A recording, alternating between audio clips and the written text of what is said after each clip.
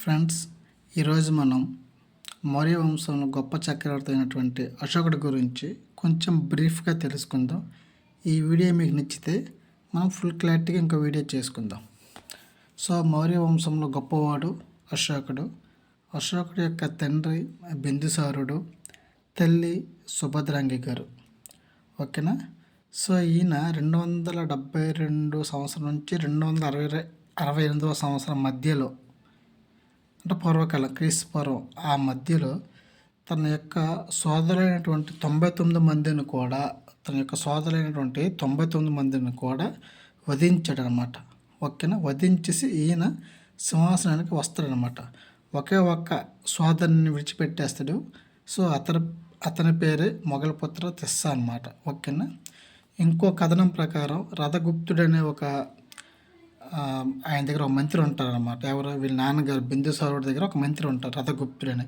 So ఈయన అప్పటికే తక్షశిల, ఉజ్జయిని వంటి నగరాలకి గవర్నర్గా వర్క్ చేస్తాడు కాబట్టి ఈయన మంచి అడ్మినిస్ట్రేటివ్ అని చెప్పేసి ఈ రథగుప్తుడు అనేవాడు అశోకుని ప్రోత్సహిస్తాడు రాజుగా అనమాట. సో అదొక కథనం అనుకుంటుంది. తర్వాత ఈయన యొక్క బిరుదులు మనం చూసుకుంటే దేవనం ప్రియదర్శి అనే 2 బిరుదులు కూడా ఉన్నాయి. సో అశోకుని యొక్క పట్టప్రాణి ఎవరంటే అసంధిమిత్ర అన్నమాట. ఓకేనా. అసంధిమిత్ర పట్టప్రాణి. వాళ్ళే కాక మిగతా భార్యలు కూడా ఉన్నారు. వాళ్ళు కౌరవకి, తిస్యరక్షిత, విదిశ మహాదేవి, పద్మావతి అన్నమాట. ఓకేనా. సో ఈ కౌరవకి గురించి అలహాబాదు శిలా స్తంభశాసనం మీద కూడా ఈవిడ గురించి మనకి తెలియజేస్తుందంట. ఏది? అలహాబాదు శిలా స్తంభశాసనం కూడా. ఓకేనా. నెక్స్ట్ విదిశ మహాదేవి. సో మనం మహేంద్ర, సంఘమిత్ర అన్నాం కదా, అంటే శ్రీలంకకి తన యొక్క పిల్లల్ని పంపించి బౌద్ధం డెవలప్ చేస్తానని చెప్పాం కదా, అంటే చదువుకున్నాం కదా. ఆ పిల్లల యొక్క తల్లి విదిశ మహాదేవి అనమాట. ఓకేనా. సో నెక్స్ట్ పద్మావతి ఉంటుంది. సో పద్మావతికి కుణాళుడు అనే ఒక కుమారుడు ఉంటాడు. ఓకేనా. తిస్యరక్షిత అనేది ఏం చేస్తుందంటే అసంధిమిత్ర చనిపోయిన తర్వాత ఈవిడ పట్టాపురాణం అవుతుంది అనమాట. ఓకేనా. తర్వాత అశోకుడి గురించి మనం చెప్పుకుంటే దాంట్లో కళింగ యుద్ధం చెప్పుకోకుండా అశోకుడి గురించి పరిపూర్ణం చేయలేము ఎప్పుడు కూడా. ఎందుకంటే మనకి కళింగ యుద్ధం అనేది చాలా ఫేమస్. క్రీస్తు పూర్వం 261వ సంవత్సరంలో సో ప్రజెంట్ అయినటువంటి ఒడిస్సా ప్రాంతం ఏదైతే ఉందో దాన్ని అప్పుడు కళింగ అని పిలిచేవాళ్ళు అనమాట.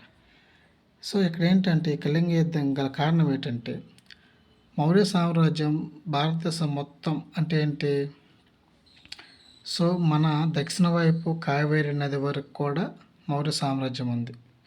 ఈవెన్ పాకిస్తాన్, ఆఫ్ఘనిస్తాన్ అంతవరకు కూడా ఉంది. కానీ మధ్యలో ఉన్నటువంటి ఈ ఒడిస్సా ప్రాంతం ఏదైతే కళింగ ప్రాంతం ఉందో అది మాత్రం వాళ్ళ దగ్గర లేదనమాట.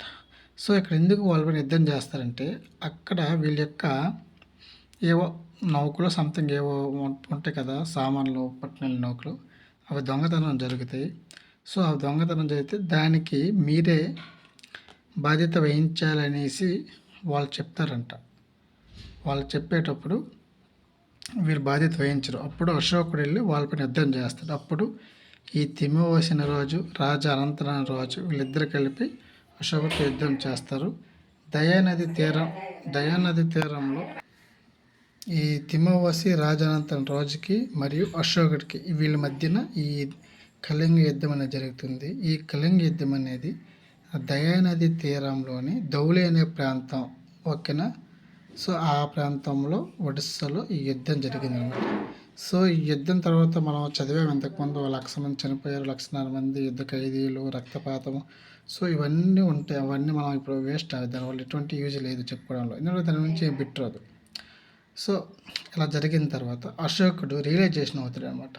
సో రియలైజేషన్ అయిన తర్వాత ఒక 2.5 సంవత్సరాలకి రియలైజేషన్ అంటే ఆ బాధలో ఉంటాడు. ఒక 2.5 సంవత్సరాలు పోయిన తర్వాత ఆయన ఏం చేస్తాడంటే ఉపగుప్తుడు అనే ఒక బాల బౌద్ధ పండితుడు ఉంటాడు అనమాట. ఆయన్ని నిగ్రోధ్ అని కూడా పిలుస్తారు. ఆ 8 సంవత్సరాల బాల బౌద్ధ పండితుడి దగ్గరికి వెళ్ళి ఈయన బౌద్ధం స్వీకరిస్తాడనమాట. ఎవరు? అశోకుడు అనమాట. ఆ విషయం మనకి బొబ్రు శాసనంలో తెలియజేస్తుంది అనమాట. ఓకేనా. సో ఇంకో విషయం, భారతదేశంలో శాసనం వహించిన మొదటి రాజు ఎవరంటే అశోకుడు.